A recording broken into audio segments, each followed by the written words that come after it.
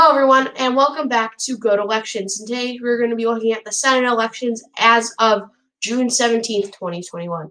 So let's get right into it, and we'll start with the safe states. So Democrat safe states are Washington, Oregon, Hawaii, Illinois, New York, Vermont, Connecticut, and Maryland. I don't see any shot that a Republican candidate would win in these states. These are probably the most liberal states in America.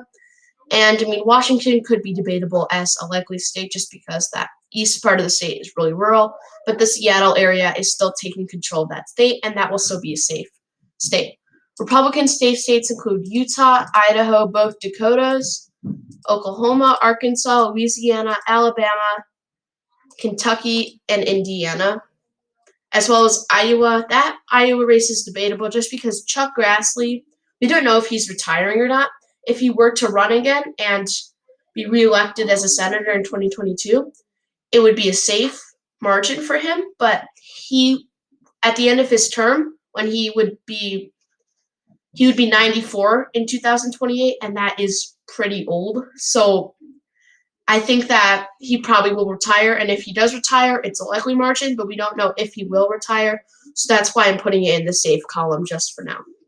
So Democrats lean states, I think there's only one of those, and that is Oregon. And Oregon, just because the east part, just like Washington, the east part is really conservative, and Portland really has control of the whole state. So I think that Oregon is going to be a likely margin. It'll probably be like a high likely, like 13 or 14 points, unlike Washington, who's going to be a low safe, which is probably like 15 or 16 points. So that's really what's going to happen in those two states. And I think Oregon is also the most conservative out of the four Pacific states. Hawaii's probably the most liberal, followed by California, then Washington, and then Oregon. And then Republicans likely states are going to include Alaska, Kansas, Missouri, South Carolina, and Ohio. So Alaska has Lisa Murkowski, who has probably put herself as a moderate, and I think she'll win, but by a pretty likely margin. And if she gets beat out by a really conservative candidate in the primaries, Alaska will probably be safe. But just right now, it's probably going to be likely. Missouri is an open seat, and it used to be a swing state, but now really isn't. So I'm going to put that as likely just because, I don't know, just I think it'll be likely. Kansas, probably going to be likely, even though Jerry Moran is a pretty strong incumbent. It's just because Kansas City and other areas of Kansas are really, really liberal, but you do have a bunch of conservative areas too. So I think that will probably be likely for Republicans. South Carolina, same reason, lots of liberal areas, but I think the Republican areas will be able to beat it out in South Carolina. And in Ohio, I mean, just the same reason, just lots of liberal areas, but more conservative areas in that state. So that's probably the likely states for each candidate, or each party, sorry. And then these are the key races in gray right now. So I'm just going to run through them, talk about who's running, who the incumbent is, how strong they are, and what the state is going to be. I'm just going to go east to west, starting with Nevada.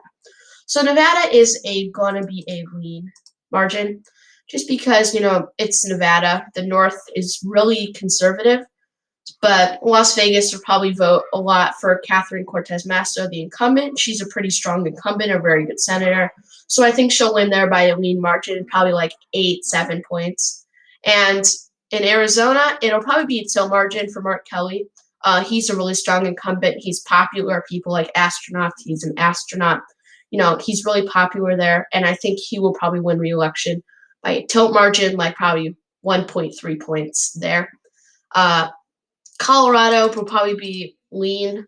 Michael Bennet, not the strongest candidate, but still pretty popular in Colorado. So I think he'll probably win the race by like 9 or 10 points. That's a high lean, while Nevada's kind of an average lean, and Arizona's kind of a high tilt. So I think all three of those are going to be going to the Democrats. So the Democrats would only need to win one more or two more races and to keep control of the Senate. But that's pretty challenging once you start looking at who's running in each of these states back here. So Wisconsin's probably going to be a tilt for Republicans, just because Ron Johnson he's getting really popular in the suburbs, and Wisconsin only voted for Biden just out of fear of COVID. So I think that Ron Johnson will probably win there by like 0.9%, 1% of the vote. And I think that's going to be a pretty close race and a big race to watch. But if Ron Johnson does retire, it'll still probably be tilt just because suburbs are turning more and more Republican. And then there's a lot of rural areas, especially in northern Wisconsin. So I think that would probably be a tilt for the Republicans. Then we have Florida, and Florida is a pretty interesting thing because Marco Rubio is a really popular incumbent there, and he's a really strong candidate for the for the Republicans. So I think he'll win there by a lean margin, like maybe, I don't know, like 5 points maybe. So I have to think that he would win there and, kind of be elected by a pretty good margin. This is not a state that Democrats should be worried about getting, but this would be on the wish list for them because Marco Rubio is just such a strong incumbent. I don't see him losing at all. And then I think they'd also win Georgia's Senate race with a tilt margin. Georgia's going to be a pretty interesting thing because currently Herschel Walker, former NFL player, is currently leading in the Republican polls right now. So it'll be interesting to see if he gets reelected, especially against Raphael Warnock, who is a pretty strong candidate.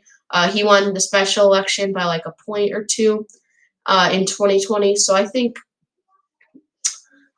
Herschel Walker, if he does run, would probably beat Raphael Warnock by a tilt margin. Then we got North Carolina, probably a lean. This is an open race, but I think that it'd be in good Republican hands, especially because those rural areas. It's kind of like Missouri, Ohio, South Carolina, and Kansas. It has really strong rural areas, but also some patches of liberal areas. But I think that North Carolina would be a lean for Republicans. Then we have Pennsylvania. So Pennsylvania is pretty interesting because the candidate who's currently winning in that state is Joe Fetterman, like currently winning the nomination for Democrats. This is like an open seat, is Joe Fetterman. And Joe Fetterman's pretty popular. I think he's the mayor of Philadelphia, and forgive me if I'm wrong. So I think he's pretty popular. He'd win liberal areas by a bunch. So I think he'd probably win in Pennsylvania, but by a very close margin. And then the New Hampshire race, it's going to be a very close one, especially if Chris Sununu decides to run, because Chris Sununu is currently leading in the polls for the Republican nominee against incumbent Senator Maggie Hassan. But a simulation that was played out, I saw this like maybe a week ago, showed that Sununu would win by like 2 points. So I'm going to put that in a tilt margin, just because, New Hampshire, it has a Republican governor. And I think that Sununu, if he does run, if he wins the nomination, would probably win there and, give the Republicans control of the Senate. So as you can see here, I probably think Republicans could probably take control of the Senate. The Democrats would need to probably win. I think the most likely place targets for Democrats, if they do not want this to happen, if they do not want to lose that, Wisconsin, Georgia, and New Hampshire. Those are the most likely targets, the places that they should be campaigning the most, as well as Arizona, and if you want to, North Carolina and Florida. So as you can see here, I do think that Republicans will probably take control of the Senate. I also think they will take control of the House. And this is just crucial because if you don't know, Senate and House depend on, having the Senate and House depend on, okay, wait 1 second. Let me rephrase my words. Having the Senate and House depends on how much you can get done as president. Joe Biden right now controls both of those, but by a pretty close margin of both.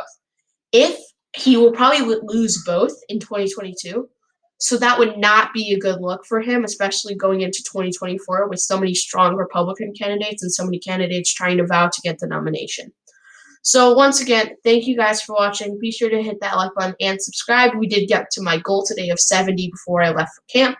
So now I'm going to be gone for about 2 months.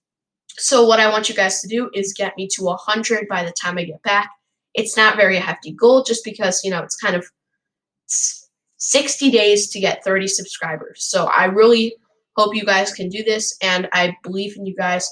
And thank you guys for watching. Hit the like button and subscribe. I hope you like this video, and I'll see you in the next one.